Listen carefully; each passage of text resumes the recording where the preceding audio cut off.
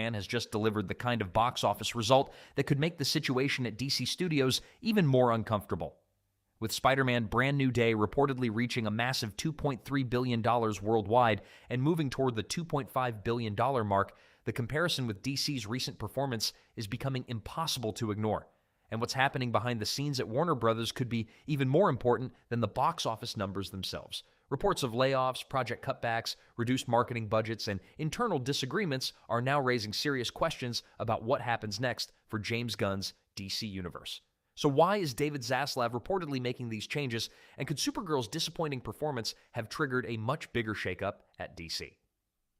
The success of Spider-Man Brand New Day has created a very interesting situation for the superhero movie landscape. On one side, Sony's Spider-Man franchise is putting up enormous numbers. On the other, DC Studios is still trying to establish a new identity under James Gunn and Peter Safran. And that's why the performance of Supergirl has become such a major talking point. The argument isn't necessarily that Supergirl should directly compete with Spider-Man as a character or franchise. They're completely different properties with different audiences. The bigger issue is what the numbers suggest about the overall strength of these two superhero brands. If Spider-Man can generate billions while several recent DC projects struggle to reach comparable levels, it naturally raises questions about what Marvel and Sony are doing differently and what DC needs to change. One explanation is simple. Audiences still want superhero movies when they feel fresh, entertaining, and distinct. That's one reason Brand New Day has generated so much attention. The movie is being positioned as a more comic-inspired take on Spider-Man while also giving Tom Holland's version an opportunity to move beyond the formula of the previous films. Instead of simply repeating what audiences have already seen, Sony appears to be trying to make this installment feel like its own chapter. And whether you love or hate the movie, that strategy seems to be connecting with audiences. Now compare that with the situation surrounding Supergirl. Following its disappointing theatrical performance, the project has become another source of pressure for Warner Brothers and DC Studios. And according to the claims surrounding the company, the consequences are now extending beyond the movie itself. This brings us to Warner Brothers CEO David Zaslav. Reports have suggested that Warner Brothers has been expanding its cost-cutting efforts with layoffs affecting different departments connected to the company's entertainment operations. The claims go beyond the marketing personnel associated with Supergirl. There has also been discussion about potential cuts involving artists, animators, editors, and smaller performers who could otherwise have returned for future DC-related productions. If those reports prove accurate, the consequences could reach much further than one movie. Projects connected to the wider DC slate could potentially be affected, including The Brave and the Bold, future Batman-related productions, and other projects that are still moving through early development. And that's where the situation becomes particularly interesting. James Gunn and Peter Safran are attempting to build a long-term DC universe with interconnected movies and television projects. That requires consistency, planning, and significant investment. But if Warner Brothers leadership starts reducing budgets and staffing across those productions, the creative plans coming from DC Studios could collide directly with the financial priorities of the parent company. In other words, Gunn and Zaslav may want the same overall goal, making DC successful, but they don't necessarily have to agree on how much money should be spent getting there. There have also been claims that Warner Brothers is considering additional cancellations and cost reductions involving projects that are still in the early stages of development. The reported strategy includes reducing marketing expenditures for future movies and television projects and becoming more conservative with production spending. And that could be a major change for DC. A franchise trying to compete with Marvel needs visibility. A movie can be great, but if audiences aren't aware of it, the marketing campaign isn't doing its job.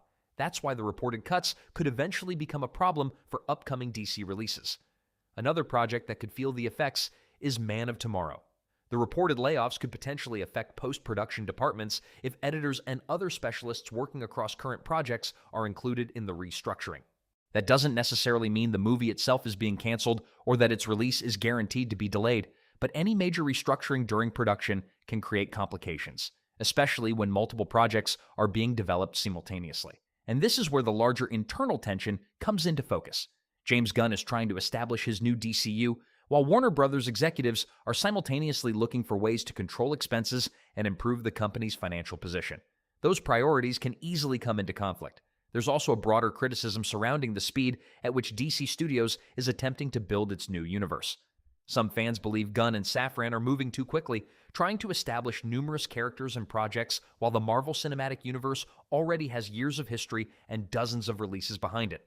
But DC doesn't necessarily need to match Marvel project for project. What it needs is a reason for audiences to become invested again. That's where the Spider-Man Brand New Day comparison becomes useful. The lesson shouldn't simply be Spider-Man made more money, therefore DC failed. The real lesson is that audiences can still turn out in massive numbers when they believe a superhero movie offers something worth seeing. DC needs to figure out exactly what that something is. And if Supergirl's performance convinced Warner Brothers executives that changes were necessary, then the current restructuring could represent a much bigger strategic shift for the entire DCU. It could affect everything from marketing budgets to production schedules and even which projects receive the green light. There is also the question of Clayface and whether these changes could disrupt the momentum surrounding upcoming DC releases. That's something we'll have to watch closely. Then there's the future marketing strategy. Man of Tomorrow has been expected to receive a major marketing push ahead of its planned July 2027 release, with the campaign reportedly beginning around May. If Warner Brothers significantly reduces marketing spending across its future projects, the question becomes whether DC can still generate the same level of awareness and excitement. The same issue could eventually apply to The Brave and The Bold and whatever other Batman projects move forward. And ultimately, that brings us back to David Zaslav. If these reports are accurate, it's easy to understand why some people see the current restructuring as an attempt to protect his legacy and strengthen Warner Brothers' financial position. Zaslav's future at the company has also been a subject of speculation, particularly with major corporate developments and merger discussions surrounding Warner Brothers. There has been ongoing speculation about whether he could eventually leave the CEO position during 2026, although the exact timing and circumstances can obviously change. And if he were to leave during a period when DC was struggling, that would create an uncomfortable chapter in his tenure. From that perspective, every major decision made during this period could have an impact on how his leadership is remembered. But the most important question isn't really about Zaslav, Gunn, or even Supergirl anymore. It's about what Warner Brothers does next, because the DC Universe has another opportunity to prove that it can compete, but that opportunity may not last forever. Spider-Man.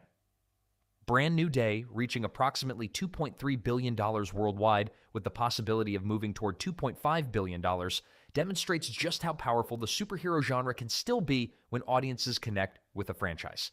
It also proves that viewers have not completely lost interest in comic book movies. They are still willing to spend money on these films when the story feels exciting, the characters feel important, and the overall experience feels worth watching on the big screen. That should be an encouraging sign for DC Studios. The audience is still there. The demand for superhero entertainment has not disappeared, but DC has to give people a strong enough reason to return.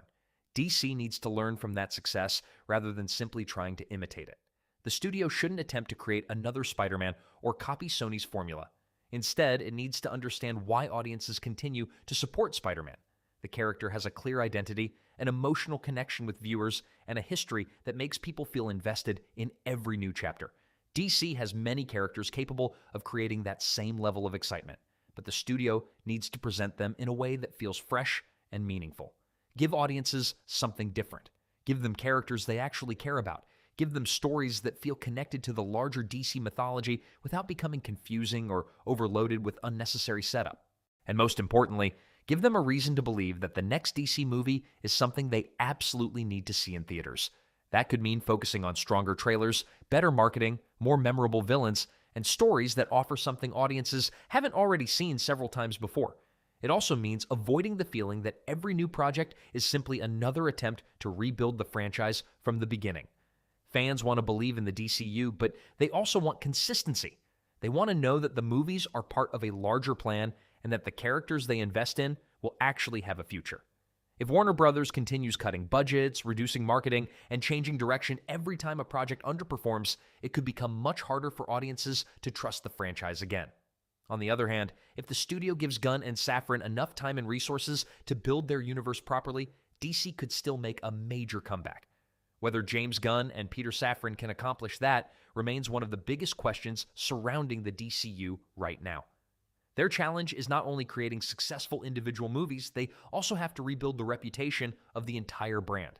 They need to convince casual viewers, longtime comic book fans, and people who may have stopped watching DC movies that this new universe is worth following. So, what do you think? Has Spider-Man Brand New Day's success exposed bigger problems within DC Studios, or is comparing the two franchises unfair? Do you believe DC should focus on fewer projects with larger budgets, or should the studio continue expanding its universe through movies and television shows? Let me know what you think in the comments. And if you enjoyed the video, make sure to leave a like and subscribe to the Woke Watch for more Hollywood, Marvel, and DC updates. I'll see you in the next one.